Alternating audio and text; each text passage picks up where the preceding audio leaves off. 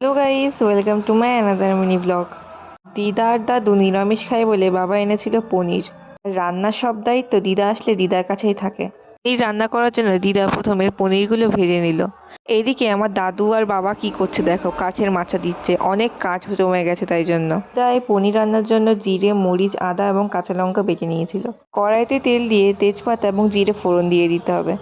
আগে থেকে সেদ্ধ করে নিতে হবে ওলগুলো এবং ওই মশলাগুলোর পেস্ট সব দিয়ে দিতে হবে। তো ভাবছো এই অসময়ে ওল কিভাবে হয়? আসলে এই ওলটা আমার মা মাটির তলাতে পুঁতে রেখেছিল।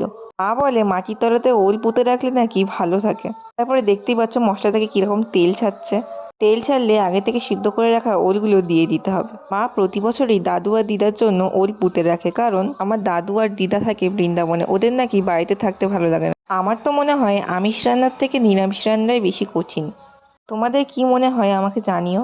আজকের রান্না কমপ্লিট এবং দেখা হচ্ছে পরে কোনো ব্লগে। আজকের জন্য বাই বাই।